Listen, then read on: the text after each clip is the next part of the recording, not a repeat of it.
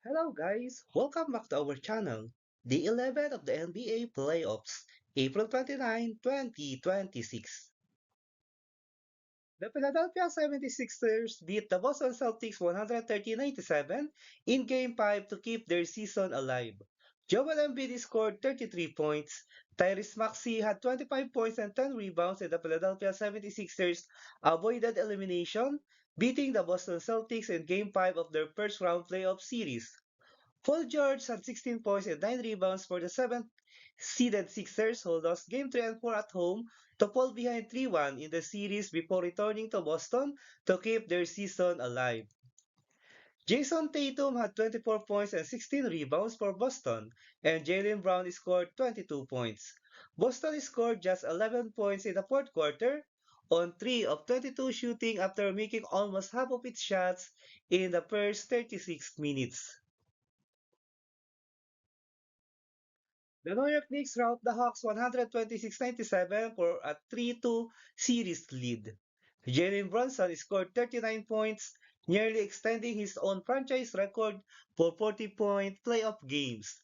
And the New York Knicks routed the Atlanta Hawks for a 3-2 lead in the first round playoff series.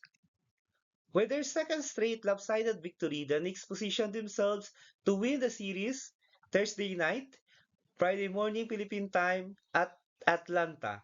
They would have another chance at home in Game 7 if they needed it, and it's getting harder to picture why they should. OG Anunoby added 17 points and 10 rebounds for the Knicks, while Karl Anthony Towns had 16 points, 14 rebounds, and 6 assists. The Knicks need one more victory to reach the second round for the fourth straight season, which would continue their longest streak since advancing 9 straight times from 1991-1992 through 1999-2000.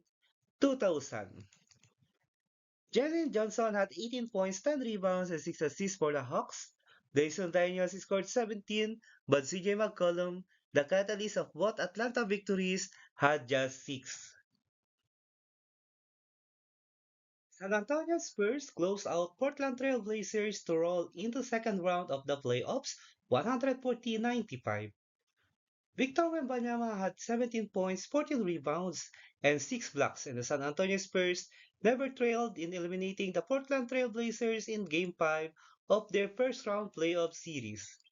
De'Aaron Fox had 21 points and Julian Champagnie added 19 as the Spurs led by as many as 28 points in winning their 30th straight game to advance to the second round. San Antonio advances to the Western Conference semifinals for the first time since 2017 when it beat the Houston Rockets before losing Kawhi Leonard to an ankle injury and then getting swept by the Golden State in the conference finals. The Spurs will face the winner of the series between the Denver Nuggets and the Minnesota Timberwolves. The Timberwolves lead that series 3-2 with Game 6 scheduled for Thursday, Friday morning Philippine time. Abdiha finished with 22 points but was 1 for 6 from 3-point distance as the Trail Blazers shot 23% from long range. Donovan Klingan added 10 points, 5 rebounds, 6 assists. Let us have the NBA playoffs games scheduled on April 30, 2026.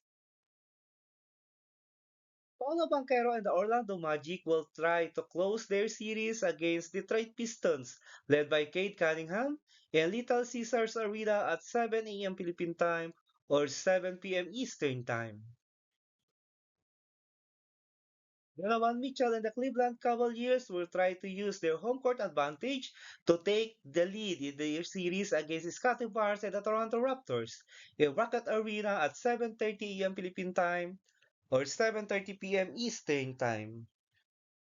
Alperen Sengun and the Houston Rockets will try to steal another win to prolong their season as they met LeBron James and the Los Angeles Lakers in Crypto.com Arena at 10 a.m. Philippine time or 10 p.m. Eastern time. Let's proceed to the NBA Series playoffs standings as of April 29, 2026. Let's start with the Eastern Conference. The Orlando Magic leads their series against Detroit Pistons 3-1. The Boston Celtics leads their series against Philadelphia 76ers 3-2.